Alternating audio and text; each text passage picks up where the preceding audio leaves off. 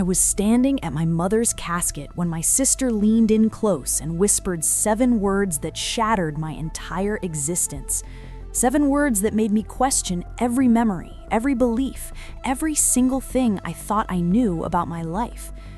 She said, "Mom wasn't your mother. I'm so sorry." The funeral director was asking if we needed more time. Mourners were waiting to pay their respects. My father was sitting in the front pew, his face buried in his hands. And I just stood there, frozen, staring at the woman in the casket, the woman who'd raised me, loved me, taught me everything, wondering if I'd ever known her at all. My name is Jonathan. I'm 52 years old, and what I'm about to tell you is the story of how one whispered secret at a funeral sent me on a journey that would uncover lies spanning 5 decades, destroy relationships I thought were unbreakable, and reveal a truth so devastating that I sometimes wish I'd never learned it. But I did learn it, and once you know the truth, you can't unknow it. You can't go back to the comfortable ignorance of before. You can only move forward, even when forward feels impossible. This story has twists you won't see coming. It has revelations that made me physically ill. It has moments of such profound betrayal that I didn't think I could survive them. But it also has something unexpected: understanding, forgiveness, and ultimately a strange kind of peace. Stay with me, because what started at my mother's funeral ended with me discovering who I really am. And the answer to that question changed absolutely everything. If you're listening right now, help me prove something wrong. My mother said I wouldn't even reach 10,000 subscribers, but I believe stories like this deserve to be heard. Help me show her that these tales matter. Please subscribe to DR Revenge Stories, and let's keep breathing life into stories that were never meant to stay silent. Before I tell you what happened after my sister's whispered confession, before I explain how I went from that funeral to uncovering a conspiracy of silence that had lasted my entire life, you need to understand 3 things. 3 secrets that were buried with my mother. 3 truths that multiple people had kept hidden for 52 years. 3 lies that had shaped every single day of my existence without me knowing it. Secret number 1. My mother, the woman I called Mom for 5 decades, had been keeping a journal, a detailed, meticulous journal that documented everything. Every lie she told, every truth she hid, every moment she almost confessed. My sister found it 2 days before the funeral, and what was written in those pages, I still have nightmares about it. Secret number 2, my father knew. He'd always known.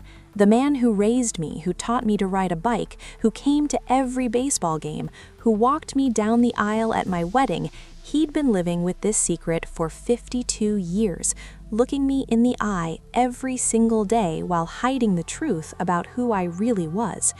And secret number 3, this is the one that still makes my hands shake when I think about it. I wasn't the only one. There were others. Other people living with lies, other families built on foundations of deception. And when I started pulling at this thread, when I started demanding answers, the entire tapestry unraveled.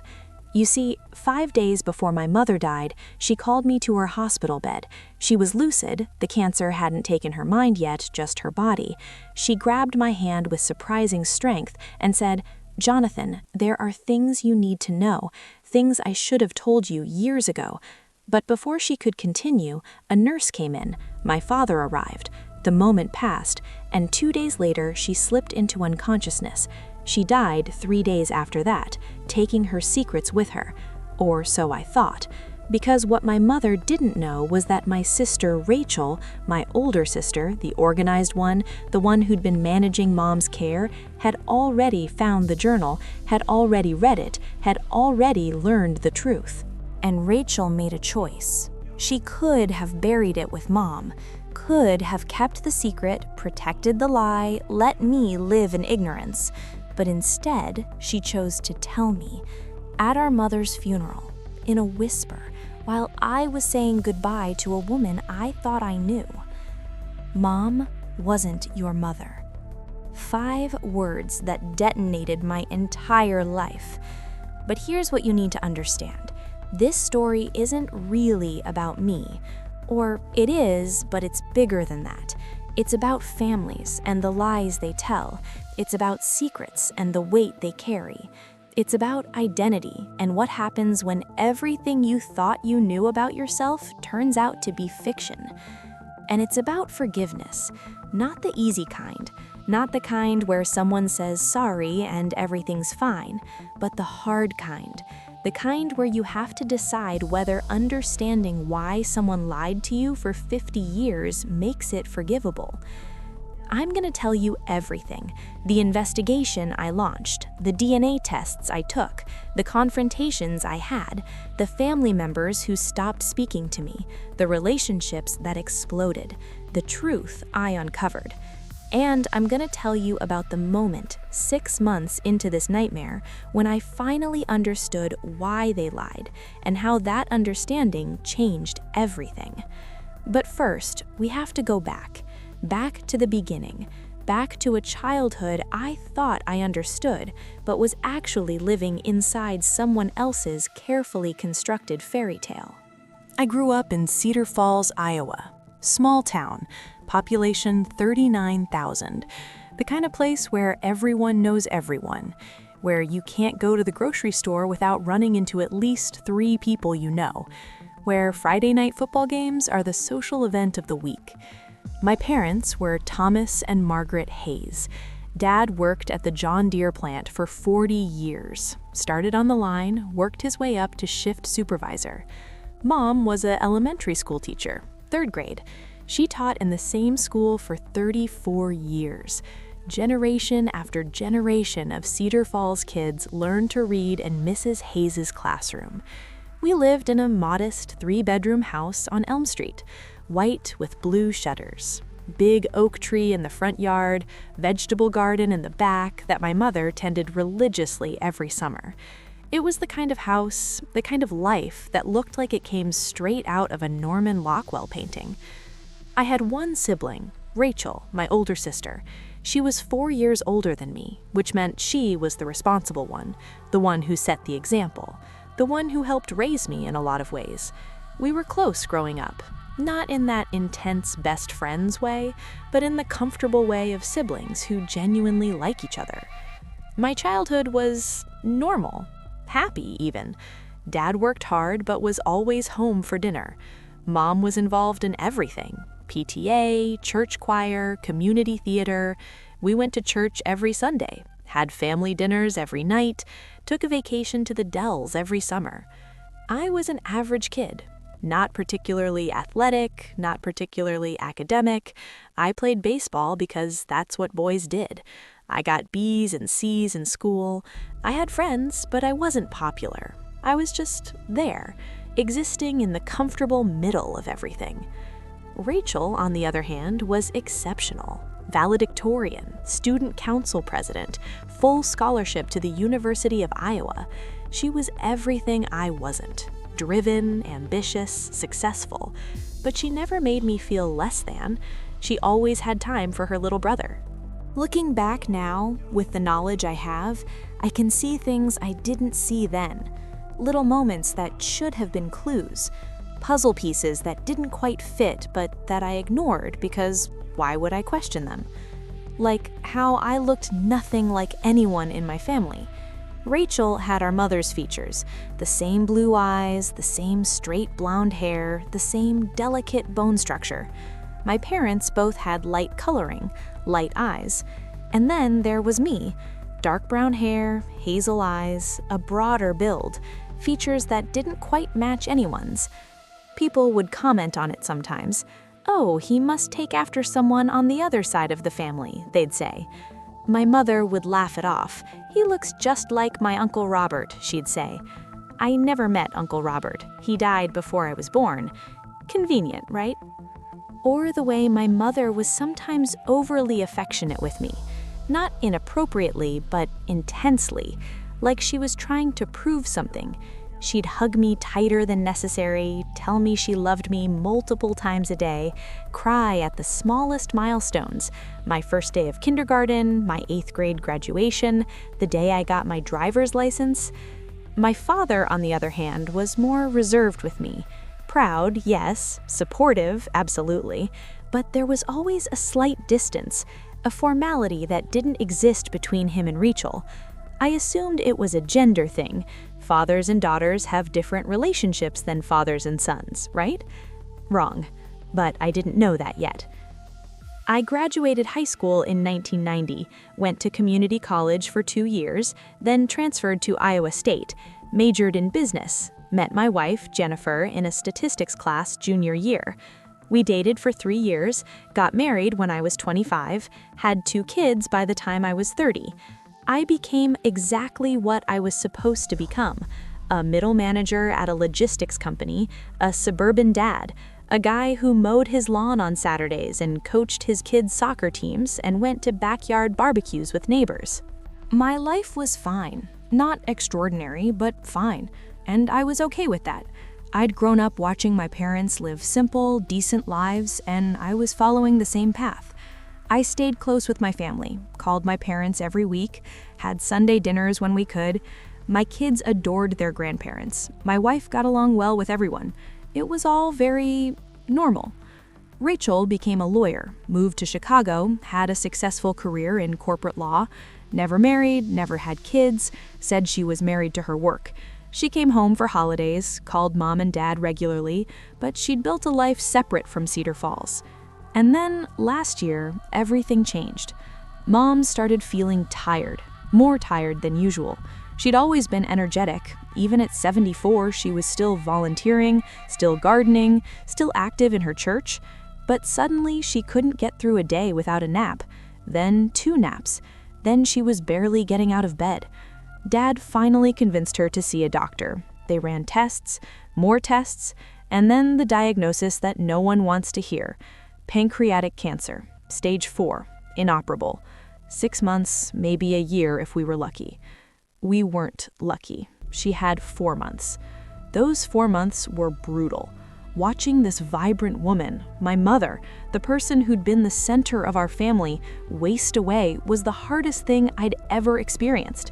She went from independent to needing full-time care in a matter of weeks. Rachel moved back to help, took a leave of absence from her firm. She and I shared the responsibilities, managing mom's care, helping dad, coordinating with hospice, making sure all the legal and financial stuff was handled. During those 4 months, mom would sometimes get emotional, start crying for no apparent reason. Once, when it was just her and me, she grabbed my hand and said, "I'm so sorry, Jonathan, for everything. I hope someday you'll understand." I thought she was apologizing for dying, for leaving us. I told her it wasn't her fault, that we'd be okay, that she didn't need to apologize for being sick. But that's not what she was apologizing for. 5 days before she died, she tried to tell me, called me to her bedside when I was visiting alone, grabbed my hand with that surprising strength, and said, "There are things you need to know. And I'll regret for the rest of my life that I didn't push harder to hear those things, that I let that moment pass." She died on October 3rd, peacefully surrounded by family. Dad holding one hand, Rachel holding the other, me and my wife standing at the foot of the bed, my kids, her grandchildren, saying goodbye. The funeral was scheduled for October 7th, 4 days later. 4 days of planning, of accepting condolences, of going through the motions of grief while trying to hold everything together. The funeral itself was beautiful. Over 200 people came. Former students, fellow teachers, church members, neighbors, friends. My mother had touched so many lives. Person after person stood up and told stories about Mrs. Hayes, the teacher who'd made a difference, the neighbor who'd been there in hard times, the friend who'd never forgotten a birthday. I gave the eulogy, talked about her dedication to teaching, her love of gardening, her terrible jokes that she thought were hilarious, her unwavering faith. I cried. Everyone cried. And then came the viewing, the final goodbye. the moment when family could have private time with the deceased before the burial. Rachel and I stood at the casket together. Dad had already said his goodbye. It was too hard for him to stand for long periods. It was just the two of us. I was looking at my mother's face. They'd done her makeup nicely. She looked peaceful, younger almost, without the pain that had etched lines around her eyes in those final weeks. I was thinking about how much I'd miss her, about all the things I'd never get to tell her, never get to ask her. And that's when Rachel leaned close. So close, her lips were almost touching my ear, and she whispered, "Mom wasn't your mother. I'm so sorry." I don't remember much of the next few minutes. I know I stared at Rachel. I know my mouth opened, but no sound came out. I know the funeral director approached and asked if we were ready for the burial service. I know Rachel took my arm and guided me away from the casket. I know we went into a small side room while other mourners filed past to pay their respects. And I know that when I finally found my voice, the only thing I could say was, "What?" Rachel was crying, shaking. She pulled a small leather journal from her purse, brown, worn, with a ribbon bookmark. "I found this in Mom's nightstand," she said, 2 days ago while I was going through her things. "Jonathan, I read it, all of it, and I didn't know whether to tell you. I've been trying to decide for 2 days whether to say anything or just let it stay buried with her." "What are you talking about?" My voice sounded strange, distant, like it was coming from someone else. "You need to read it," Rachel said, pushing the journal into my hands. "But not here, not now. After the burial, after everyone leaves. Read it then." "Rachel, you just told me our mother wasn't my mother. You can't just say that and then tell me to wait." I know, but we're at her funeral, John. There are 200 people out there. We have to get through this, and then we'll deal with it." "Deal with what? What the hell are you talking about?" She grabbed both my hands, looked me straight in the eye. "Mom and Dad adopted you right after you were born. A private adoption, not through an agency. And the woman who gave birth to you, Jonathan, it's complicated. It's so much more complicated than adoption. Just please read the journal. Read everything, and then we'll talk." The burial was a blur. I stood there while they lowered my mother, except she wasn't my mother, apparently, into the ground. I accepted condolences from people I barely registered. I hugged my wife without feeling it. I went through the motions while my brain was screaming. The reception after the funeral was at our church. I don't remember eating. I don't remember conversations. I remember Jennifer asking if I was okay and me saying yes, just tired, just grieving. I remember my father looking old, older than I'd ever seen him. He caught my eye across the room at one point, and there was something in his expression, knowledge, guilt. He knew what Rachel had told me. He must have. Finally, blessedly, it ended. People left. The church cleared out. Jennifer took our kids home, thinking I was going to Dad's house to help clean up. Instead, I went to my car, sat in the parking lot, and I opened my mother's journal. The first entry was dated April 12, 1972, 2 months before I was born. "We've decided to go through with it. Tom is nervous but supportive. Rachel is excited to be a big sister, though she doesn't understand what's really happening. And I'm terrified and thrilled in equal measure. We're going to have a son. Not in the traditional way, but does that really matter? He'll be ours. He'll be loved, and no one ever needs to know the truth." I sat there in that parking lot for 4 hours, reading, crying, rereading, trying to make sense of what I was seeing. My mother had documented everything. The decision to adopt, the arrangement with my birth mother, the elaborate lies they told to hide the adoption, the false pregnancy she pretended to have, wearing padding, avoiding certain social situations, timing everything perfectly so that when I arrived, no one questioned it. But it was more than that, so much more. Because my birth mother wasn't a stranger. She wasn't some young woman who'd made a mistake and decided adoption was the best choice. My birth mother was my mother's younger sister, my Aunt Catherine.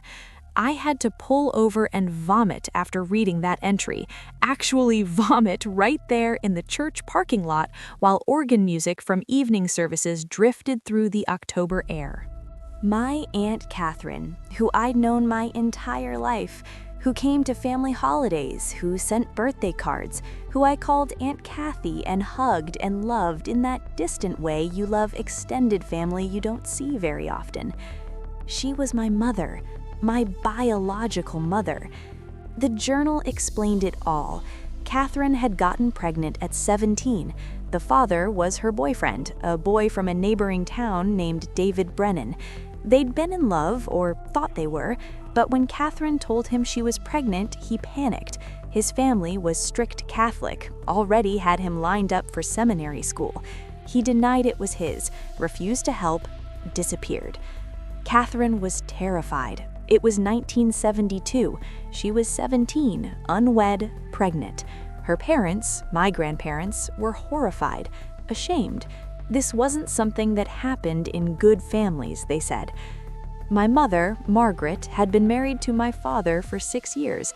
They'd been trying to have a baby for 4 years with no success, multiple miscarriages, doctor visits that suggested Margaret might never carry a pregnancy to term.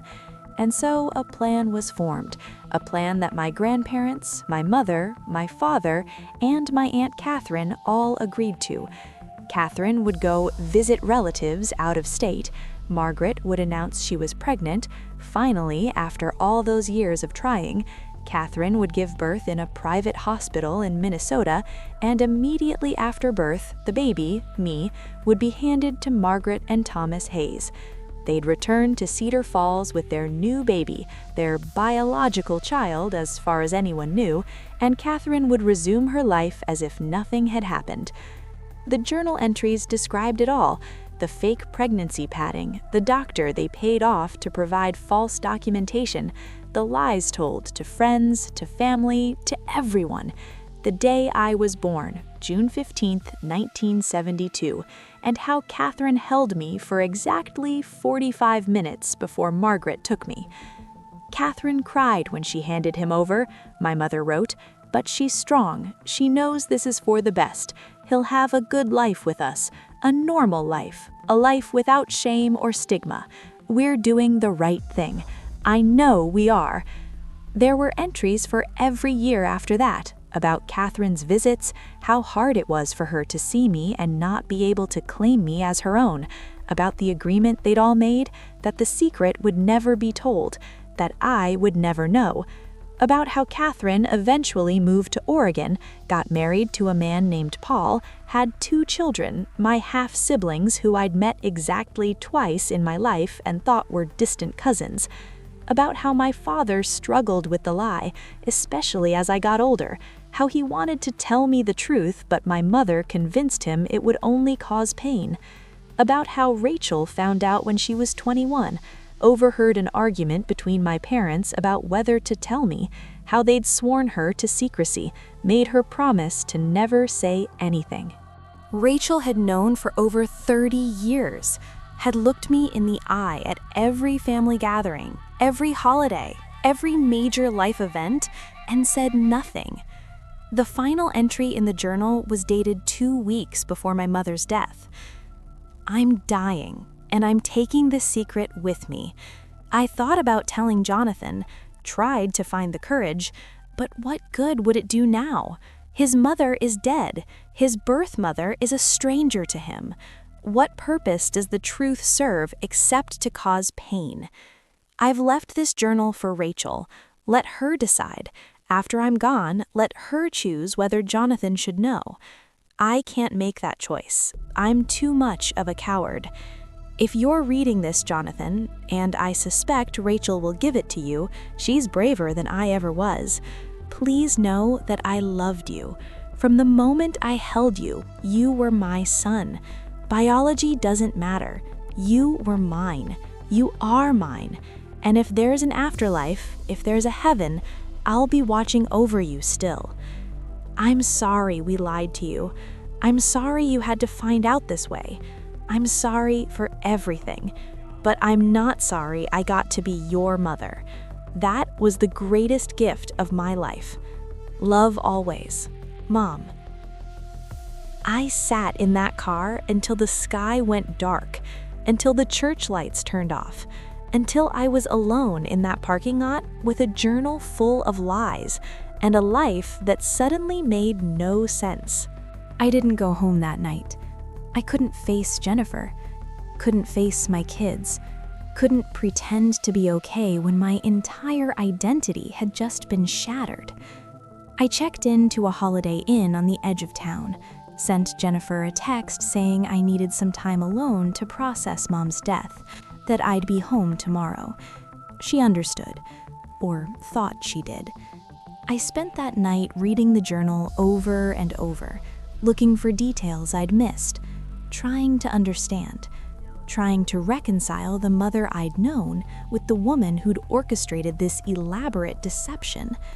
By morning, the shock had given way to anger, white-hot, burning anger. At 7 a.m., I called Rachel. We need to talk. Now. We met at a diner on the outskirts of town, somewhere we wouldn't run into anyone we knew. Rachel looked like she hadn't slept either.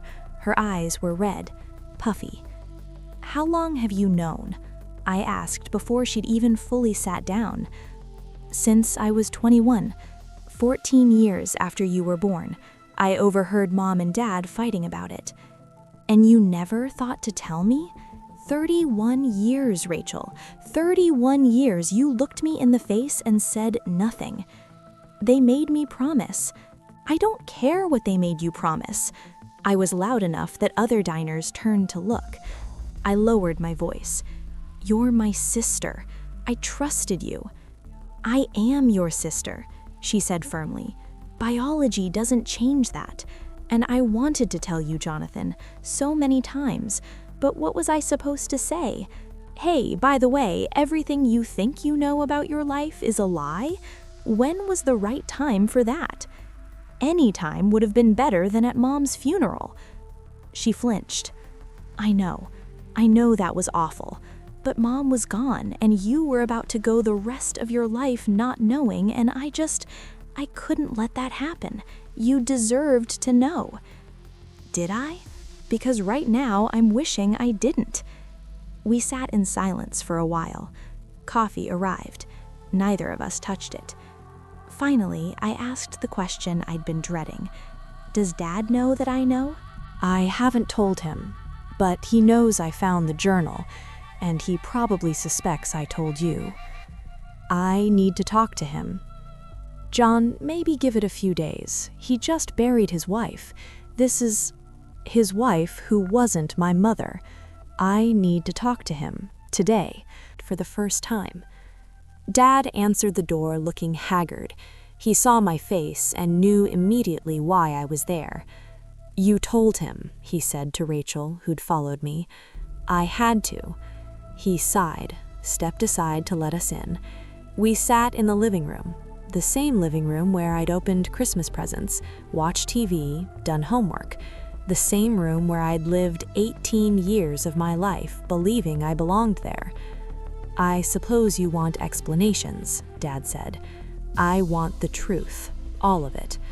And he told me, confirmed everything in the journal and added details my mother had left out, how terrified they'd been of getting caught, how they'd paid off people, a doctor, a hospital administrator, a county clerk who falsified my birth certificate, how Catherine had suffered postpartum depression and it had nearly broken the arrangement.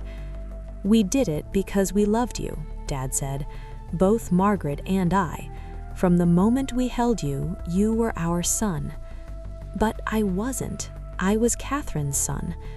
Biologically, yes, but son, biology doesn't make a parent. Love does, care does, showing up every day does, and we did that for 52 years. 52 years of lies. 52 years of protecting you from a truth that would have only caused you pain. You don't get to decide what causes me pain. I was yelling now. You don't get to lie to me for my entire life and act like it was for my own good. We did what we thought was right. Well, you were wrong. I left. Rachel tried to follow, but I told her I needed to be alone.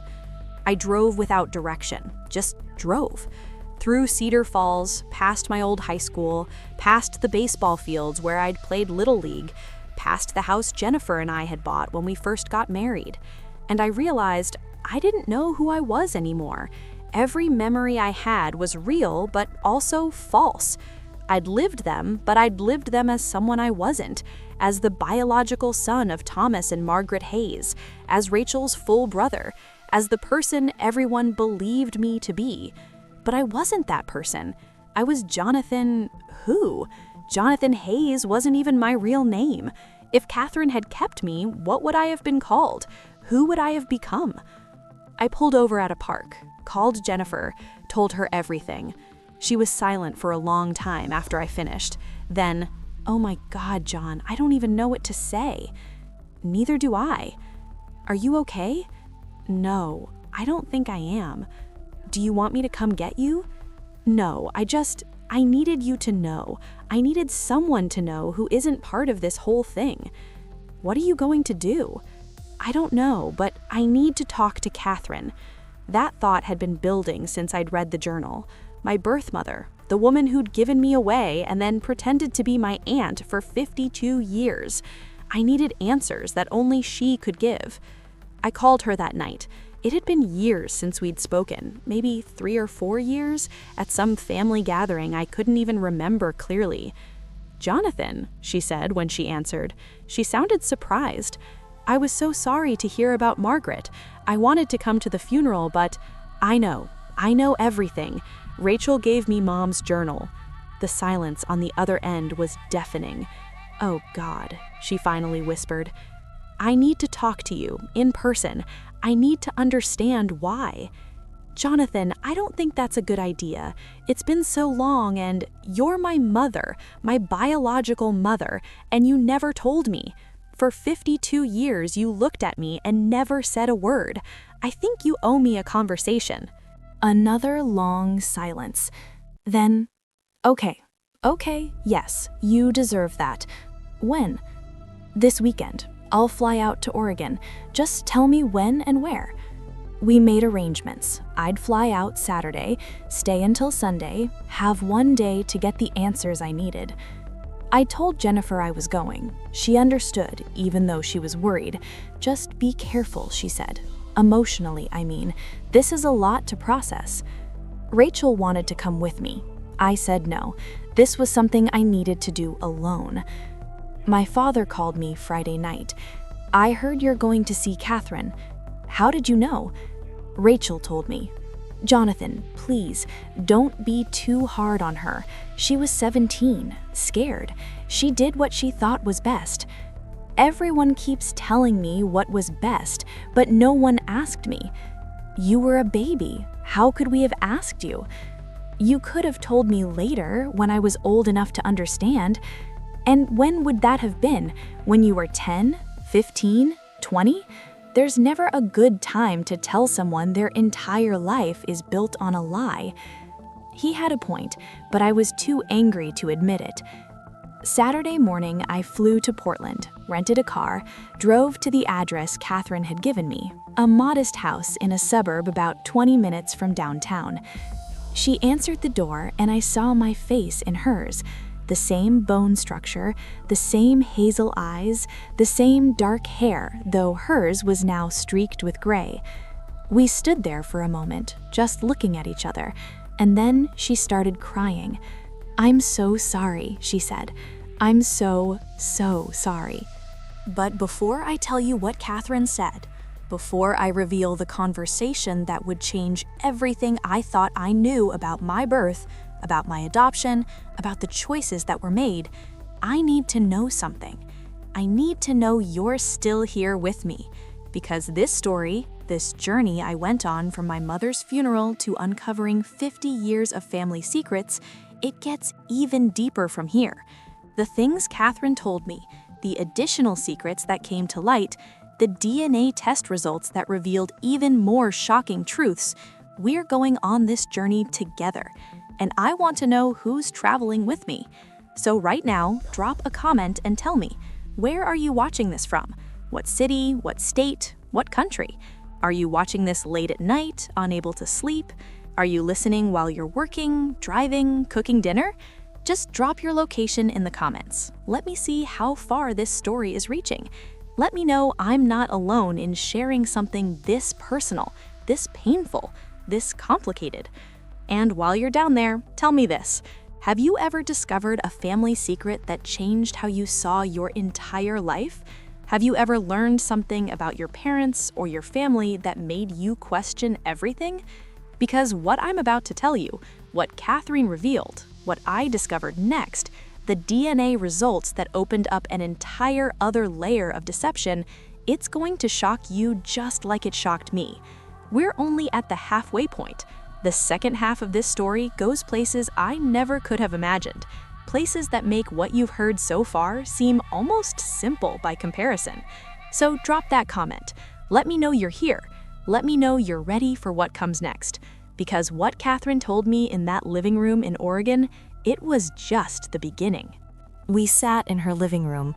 She made tea that neither of us drank. Her husband, Paul, my stepfather, I guess, though that felt weird to even think, had taken their kids out for the afternoon to give us privacy. Catherine looked older than I remembered. She was 69 now, still beautiful in that faded way, but worn, tired, like she'd been carrying something heavy for a very long time. "I don't know where to start," she said. "Start with why. Why did you give me away?" She took a shaky breath. "I was 17, Jonathan. 17 and pregnant and terrified. My boyfriend, your father, denied it was his and disappeared. My parents were ashamed. This was 1972. Things were different then. Margaret wrote in her journal that you agreed to the adoption, that you were okay with it. I was coerced into it," she said quietly. "Not violently, but emotionally. My parents made it very clear that keeping you wasn't an option. They said I'd ruin my life, ruin the family's reputation.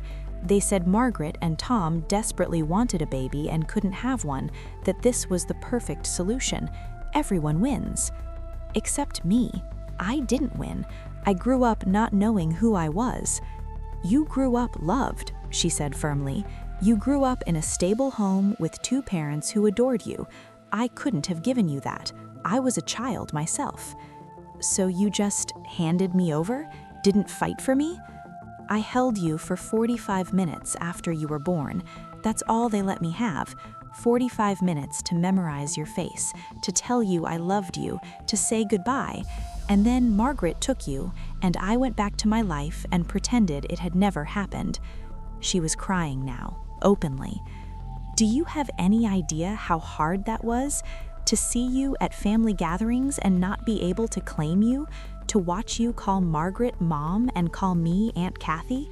To watch you grow up and hit milestones and graduate and get married and have kids and know that I gave all that up? Then why did you stay in contact? Why come to family gatherings at all?" "Because I couldn't stay away. I know that makes me selfish, but I couldn't. You were my son. Even if no one else knew it, even if you didn't know it, I knew it, and I needed to see you, needed to know you were okay." "Did you want to tell me? Ever?" "Every single day," she whispered. "Every time I saw you. But Margaret made me promise.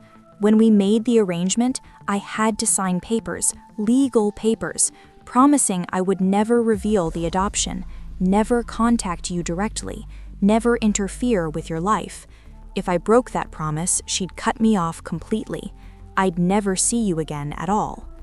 So you were blackmailed into silence? I was bound by an agreement I made when I was too young to understand what I was giving up.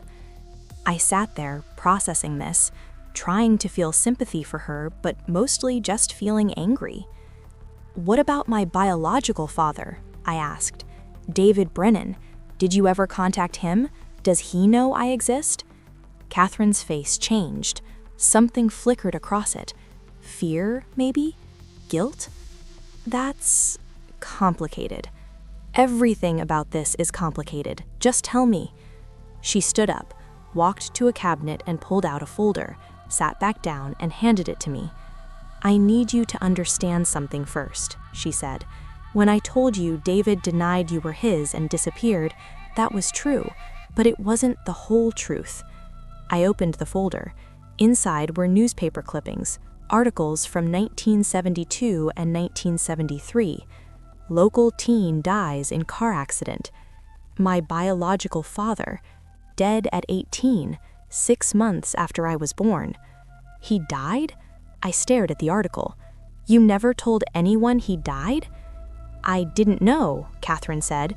"Not for years. He'd moved away, remember? I didn't know what happened to him. I didn't find out he died until 1985. I was going through some old boxes at my parents' house and found a newspaper clipping my mother had saved. She knew. She'd known all along and never told me. Why would she save it and not tell me?" "Because she was relieved," Catherine said bitterly. "With David dead, there was no chance of him ever coming back and claiming you, no chance of him disrupting the adoption. The secret was safer." I felt sick. This kid, barely more than a child himself, had died never knowing he had a son. Did he have family, parents, siblings? His parents died in the early 2000s. He had a younger brother, Michael. He'd be, I don't know, maybe 60 now? I have no idea where he is or if he even knows about you. So I might have an uncle out there who doesn't know I exist? Yes. I stared at the folder, at the picture of David Brennan in the newspaper, young, handsome, smiling, dead at 18. "There's more," Catherine said quietly. "How can there possibly be more?" She pulled out another piece of paper, hesitated, then handed it to me. It was a letter, dated June 1973, 1 year after I was born, addressed to Catherine from David's mother, Mrs. Eleanor Brennan. I read it, then read it again. "Oh my God," I whispered. The letter said that David had told his mother before he died, told her about the pregnancy, about the baby. He'd wanted to be involved, the letter said, had been trying to get in touch with Catherine, but her parents had blocked all his attempts to contact her, told him she'd had an abortion, that there was no baby. He died believing I didn't exist. "Your parents told him I didn't exist?" I looked at Catherine. "They lied to my biological father and told him you'd aborted me?" She nodded, tears streaming down her face. "Why didn't you tell anyone about this letter?" "Because by the time I got it, you were already a year old, already with Margaret and Tom, already being raised as their son. What good would it have done? David was dead. Telling the truth would have just destroyed the family and traumatized you. So you kept another secret, added it to the pile. I did what I thought was best. Everyone keeps saying that." I stood up, pacing. Everyone keeps justifying their lies by saying it was for the best. But whose best? Not mine. Catherine stood too. "You're right. You're absolutely right. We all made choices that prioritized other people.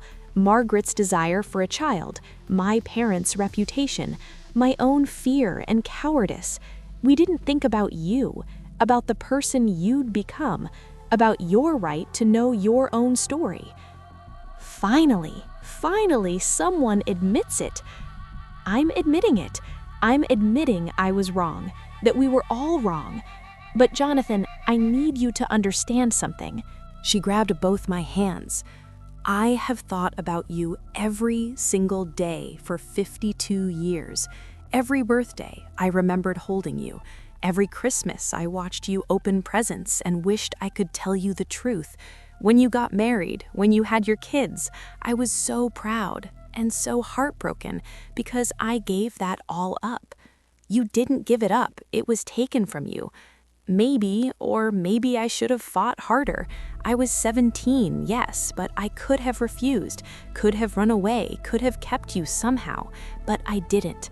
I let them convince me that giving you to Margaret was the right thing, and I've lived with that choice every day since. We stood there, holding hands, both of us crying. I don't know how to forgive this, I said, any of this. I don't expect you to. I just needed you to know that I loved you, that I've always loved you, that giving you away was the hardest thing I've ever done, and not a day has gone by that I haven't wondered, what if?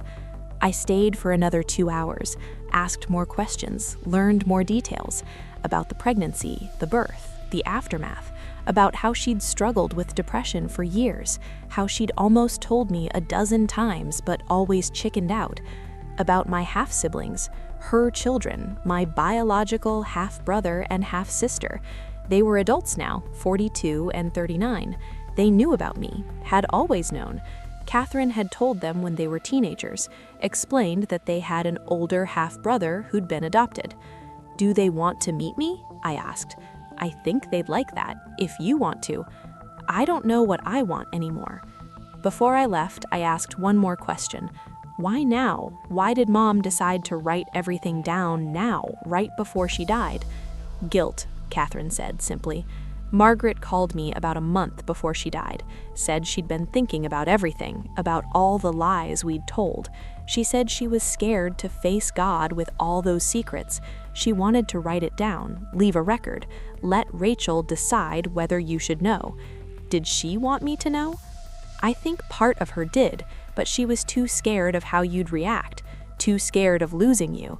She already lost me, I said, the moment she decided to lie. I flew home that night, spent the whole flight staring out the window, trying to process everything. Jennifer picked me up from the airport, held me while I cried in the parking garage, drove me home and put me to bed like I was a child. The next morning, I woke up and made a decision. I was going to find out everything, not just what my adoptive parents and Catherine had told me, not just what was in the journal, everything.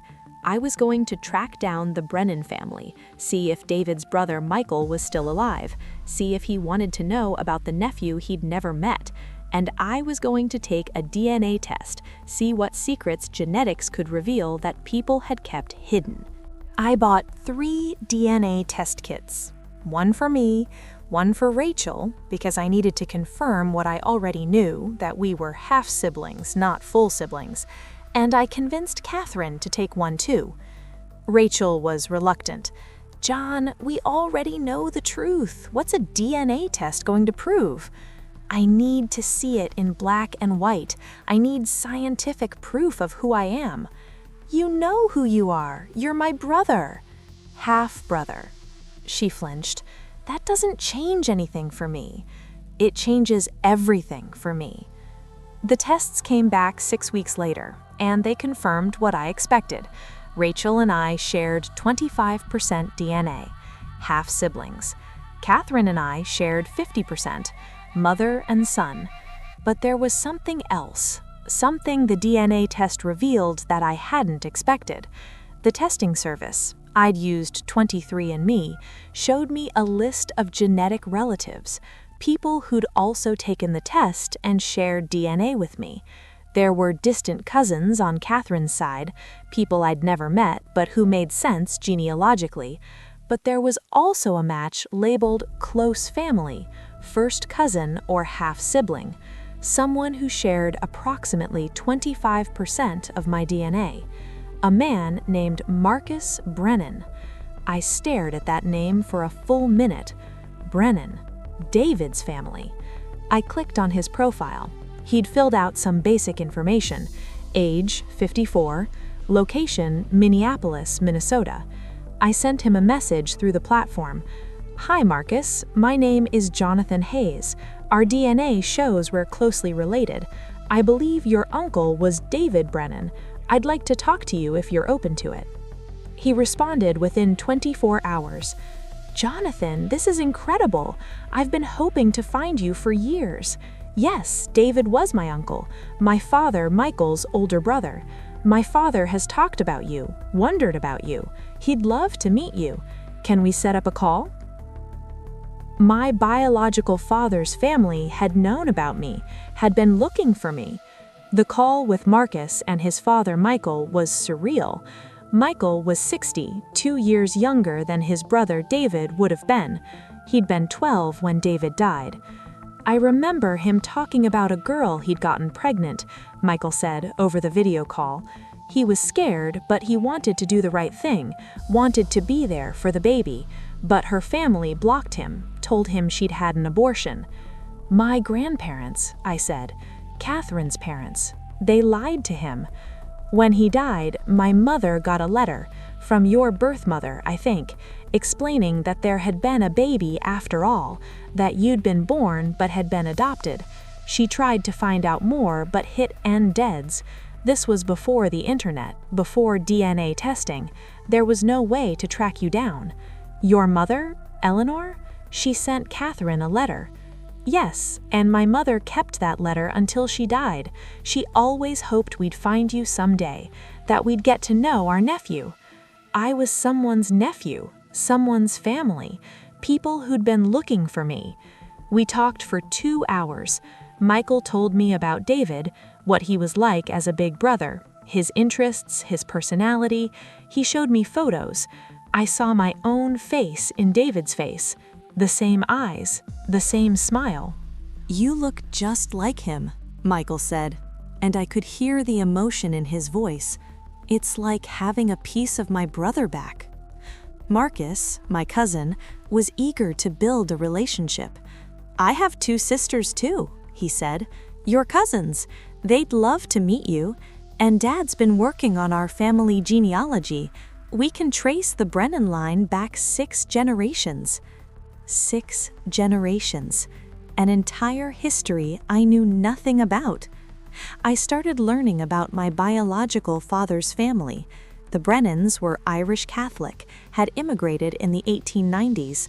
There was a history of musicians and teachers, a great-great-grandfather who'd been a minor league baseball player. And there were health histories. Michael warned me about a genetic predisposition to heart disease in the family. You should get checked, he said. David's father, our father, died of a heart attack at 56. Suddenly, I had medical information I'd never had access to. My whole life, when doctors asked about family health history, I'd reported what I knew about the Hayes family. But that wasn't my genetic history. This was. I scheduled a full medical workup, told my doctor about the newly discovered family history. He ran tests and found that I had early signs of arterial blockage. Nothing critical yet, but something that needed monitoring.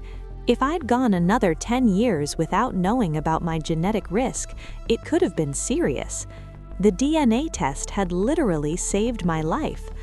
But it also complicated it, because now I had 2 families. The Hayes family, who'd raised me, and the Brennan family I was genetically connected to. And I didn't know how to be loyal to both. My father, Thomas Hayes, the man who raised me, was struggling. We'd barely spoken since the funeral. When we did talk, conversations were stilted, awkward. Finally, about 3 months after I'd learned the truth, I went to see him. We sat in his living room, the same room where we'd had our first conversation after the funeral. I met Michael Brennan, David's brother, my biological uncle. Dad's face tightened. I see. They're good people, Dad. They've been looking for me for years. And now you found each other. That's good. But his voice said it wasn't good. His voice said he was losing me. Dad, you raised me. You're my father in every way that matters. Except genetically. Genetics don't make a parent. You taught me that. Love does. Showing up does. I'm quoting me back at me? Because you were right. You and Mom, you were my parents. You raised me. You loved me. The fact that I'm building a relationship with the Brennan family doesn't change that. Doesn't it? He looked at me with such pain in his eyes. Jonathan, I've been terrified for 52 years that someday you'd find out the truth and I'd lose you. And now you know, and I feel like I'm losing you anyway. You're not losing me. Then why does it feel like I am? I didn't have an answer for that. The truth was, I was struggling with the same thing. I loved my dad, but I was also angry at him. Angry about the lies, the deception, the 52 years of not knowing who I really was. And at the same time, I was getting to know this whole other family. The Brennans welcomed me with open arms. No judgment, no complications, no history of lies, just acceptance. It was easier to be with them than with my adoptive family, and that created its own guilt. Rachel noticed. "You're pulling away from us," she said one night over dinner. "I'm not." "You are. You're spending all your time with the Brennans, learning about that side of your family. And I get it, I do. But Jonathan, we're your family too. You lied to me for 31 years. I know, and I'll spend the rest of my life regretting that. But I'm still your sister. We grew up together. We have a lifetime of shared memories. Doesn't that count for something?" "Of course it does." "Then don't shut me out. Don't shut Dad out. We made mistakes, huge mistakes, but we love you. That was never a lie." I knew she was right, but I didn't know how to reconcile everything, how to forgive them while also honoring my anger, how to maintain relationships with the family who raised me while building new ones with my genetic family. My therapist, yes, I started seeing a therapist after all this, said it would take time, that there was no roadmap for this kind of situation, that I needed to give myself permission to feel contradictory things simultaneously. So I tried. I maintained contact with both families, had dinners with Dad and Rachel, took video calls with Michael and Marcus, tried to build bridges instead of burning them. But there was still one more revelation, one more secret that would come to light 6 months after my mother's funeral. And this one would be the most shocking of all. It was Marcus who found it. He'd been working on the Brennan family genealogy, trying to trace back further than 6 generations. He was using a combination of traditional records and DNA matching through various databases. He called me one night, his voice shaking. "Jonathan, I found something I don't understand, and I need you to sit down before I tell you this." "What is it?" "I was cross-referencing DNA matches, trying to fill in some gaps in our family tree, and I found a match that doesn't make sense." "What kind of match?" "Someone who shares DNA with you, about 12.5%. That would typically be a first cousin. But the weird thing is, this person also shares DNA with the Hayes side of your family, with Rachel specifically." My stomach dropped. That's not possible. The Brennans and the Hayes aren't related. That's what I thought too, but the DNA doesn't lie. This person, their username is Chicago Reader 1969, is connected to both your biological family and your adoptive family. Who is it? I don't know. They haven't filled out any profile information, just the username and the DNA data. But Jonathan, the only way this makes sense is if... He trailed off. If what? If there's another connection between the families, another relationship we don't know about. I immediately called Rachel. Did Mom or Dad ever mention knowing anyone from the Brennan family? Ever talk about connections to David's family? No, never. Why? I explained what Marcus had found. Rachel was silent for a long moment. Then, "Oh my God." "What?" "John, I need to check something. I'll call you back." She called back 2 hours later. I found another journal, in Mom's things. It was hidden in a box in the attic, I'd missed it when I found the first one. What does it say? Jonathan, you need to come over. This isn't something I can tell you over the phone. I drove to Rachel's house. She met me at the door with a small blue notebook, older than the first journal. The cover was faded, the pages yellowed. This is from before you were born, Rachel said, from Mom's high school and college years. We sat down and she opened to a bookmarked page, an entry from 1966. I saw him again today, at the diner where I sometimes study. David, he's even more handsome than I remembered. We talked for hours. He doesn't know I'm Catherine's older sister. He thinks I'm just a college student. Is it wrong that I haven't told him? I stared at the page. Mom knew David before he got Catherine pregnant? Keep reading. The entries continued. Margaret and David had a relationship, a secret one. They'd met in 1966 when Margaret was 22 and David was 16. She was in college, he was in high school. The entries described a relationship that went on for months. Margaret was smitten, called him mature for his age, said she'd never felt this way about anyone. But she knew it was wrong, the age difference, the fact that he was still in high school, so she kept it secret.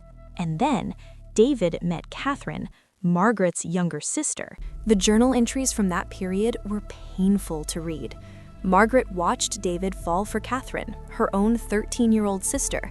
She was heartbroken, jealous, angry.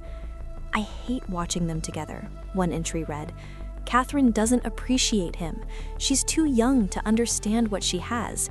I'm the one who loves him, but I can't say anything.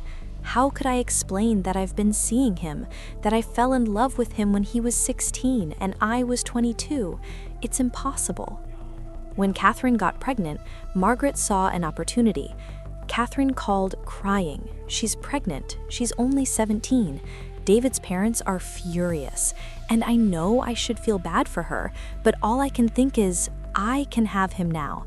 If Catherine can't keep the baby, if she gives the baby away, then David will need someone, and I can be that someone. But David died before Margaret could make her move, and the baby, me, was already being arranged for adoption, an adoption Margaret had pushed for, not out of charity, but out of jealousy. I convinced mother and father that adopting Catherine's baby was the right thing to do, one entry read.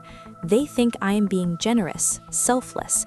They don't know the truth, that I want this baby because he's David's, because I can't have David, but I can have his child. I can raise his son.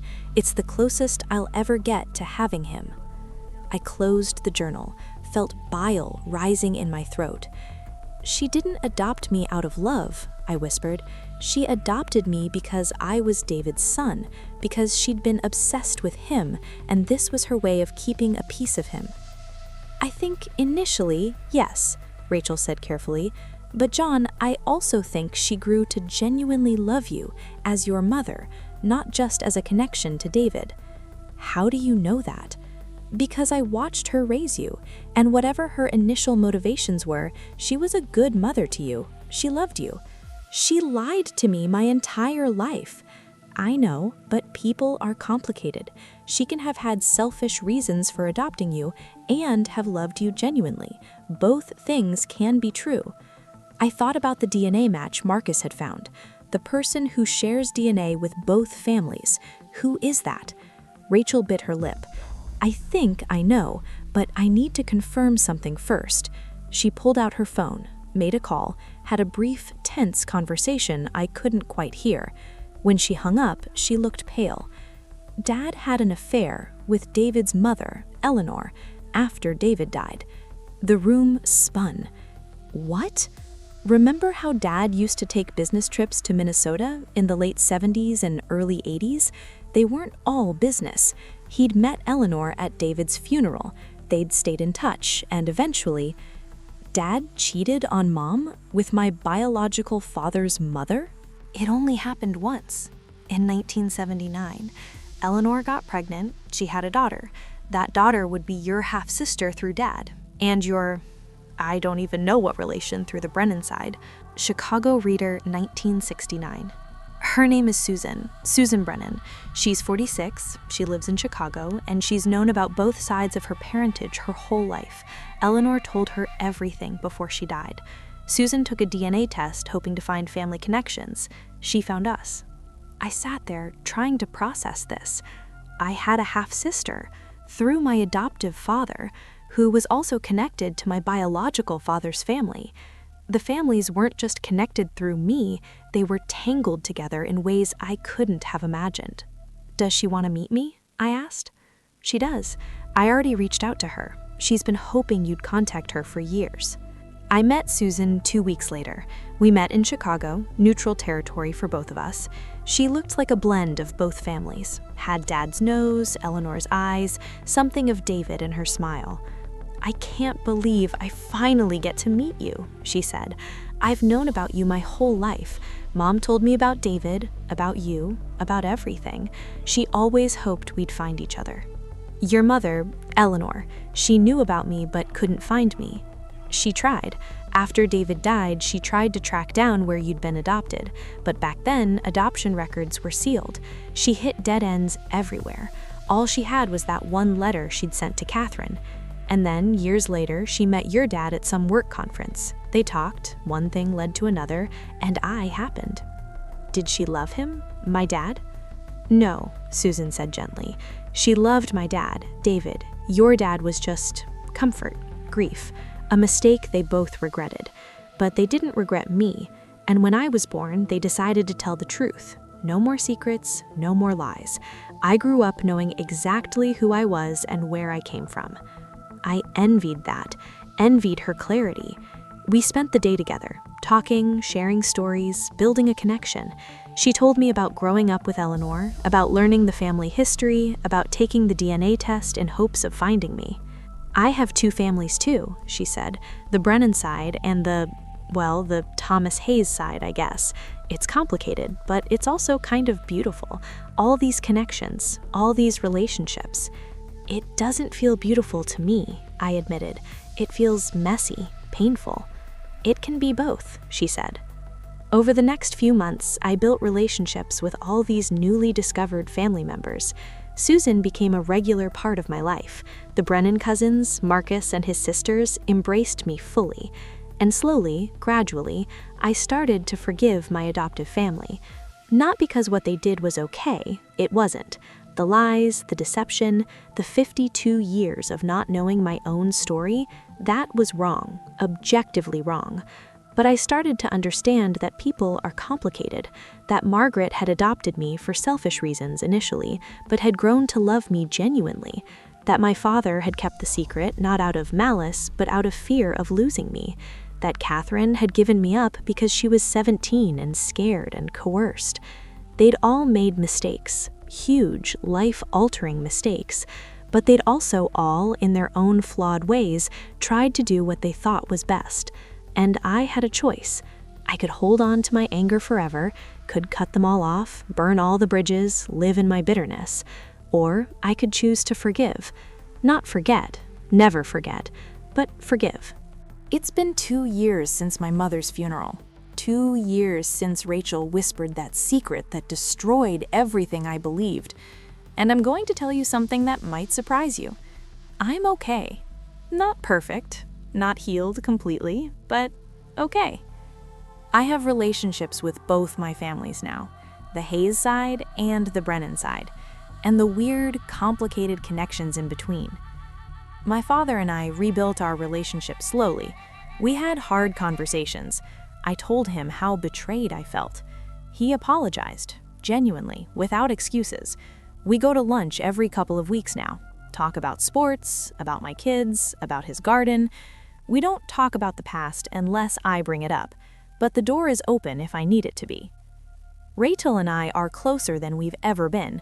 The secret she'd been carrying for 30 years had been poisoning our relationship in ways neither of us realized. Now that it's out, now that we can be honest with each other, we're actually siblings again. Real siblings. Catherine and I talk every few months. We're never going to have a typical mother-son relationship. Too much time has passed, too much pain exists. But we have something, an understanding maybe, a recognition that we're connected by biology and trauma and love, all tangled together. I've gotten to know my Brennan relatives. Michael is like the uncle I never knew I had. Marcus has become a genuine friend. I've met the extended family, been welcomed into their celebrations, been added to their genealogy charts. And Susan, my half-sister through my adoptive father and my biological father's mother, which is a connection so complicated I still have to draw it out sometimes, she's become one of my closest confidants. She understands this weird space I'm living in, this place between two families, in a way no one else can.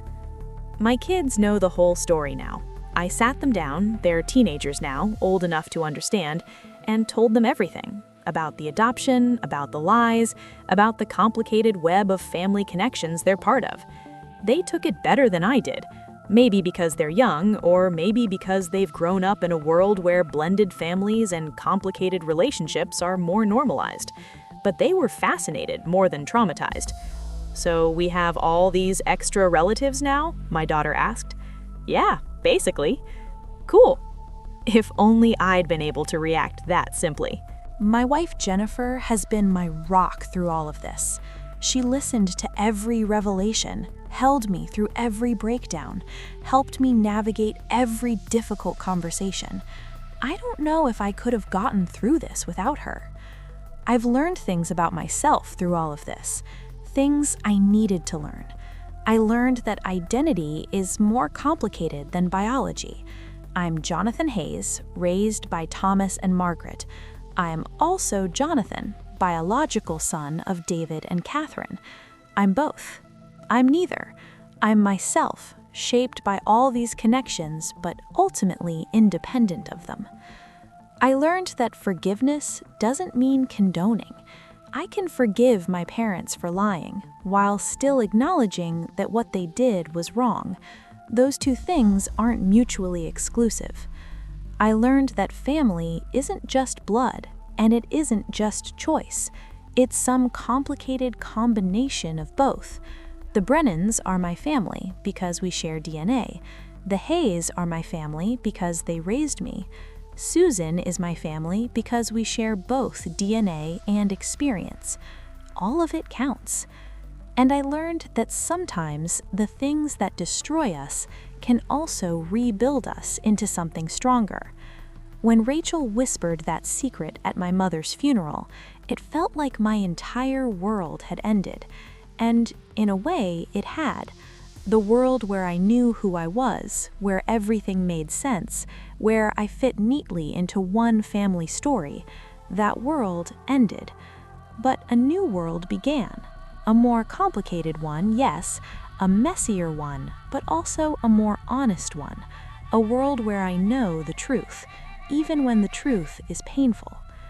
I visit my mother's grave sometimes, stand there and talk to her, the way I used to talk to her when she was alive. I tell her about what I've learned, about the family connections I've discovered, about the relationships I've built. And I tell her I forgive her, not because she was right, she wasn't, but because holding on to anger was hurting me more than it was hurting her memory. The last time I visited, I brought flowers, the purple iris she loved, and I said something I've been needing to say for 2 years. You were my mom, not biologically, but in every way that mattered, you were my mom. You made mistakes, huge mistakes, but you loved me, and I love you too. Past tense for you, present tense for my memory of you. I stood there for a while, watching the wind move through the trees, feeling something close to peace. The journal, the one that started all this, I keep it in a safe in my home office. I've read it cover to cover probably 50 times now, and each time I find something new, some detail I missed, some emotion I didn't catch before. The final entry still makes me cry. I loved you from the moment I held you. Biology doesn't matter. You were mine. You are mine. She was wrong about biology not mattering. It does matter. It mattered to my health history. It mattered to my identity. It mattered to the connections I was able to make with the Brennan family. But she was also right, because love matters too. And she did love me. Selfishly at first, maybe, but genuinely in the end. People are complicated. Families are complicated. Truth is complicated. And that's okay. I'm learning to live in the complications. So here we are, 90 minutes. You've listened to my entire story. From my mother's funeral, to DNA tests, to meeting family I never knew existed. And I want to thank you for being here, for listening, for giving me your time. But more than that, I want to hear from you. Because I know I'm not alone in this.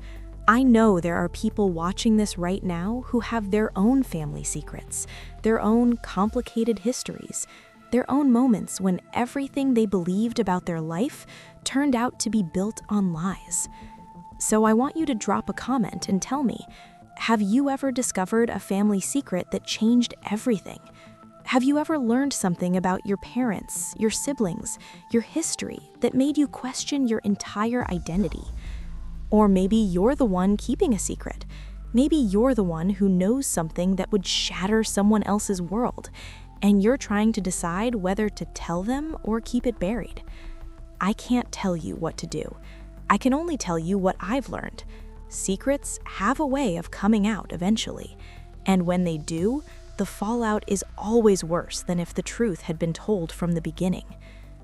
If you're the person who doesn't know, if you're sensing something is off, if your family history has gaps that don't make sense, if you look in the mirror and don't see your parents' faces reflected back, trust your instincts, ask questions, demand answers. You deserve to know your own story. And if you're the person who's been lied to, who's discovered the truth, who's standing in the wreckage of everything you thought you knew, I see you. I understand. You're not crazy. You're not overreacting. Your anger is valid. Your pain is real. But I also want to tell you this. It gets better. Not immediately, not easily, but it does. 2 years ago, I stood at my mother's casket and heard 7 words that destroyed my world. Today, I'm standing in a new world, a more complicated one, but also a more honest one, and I'm okay. You'll be okay too. If this story resonated with you, do me a favor, hit that like button. Subscribe if you want to hear more real stories about navigating the impossible parts of life.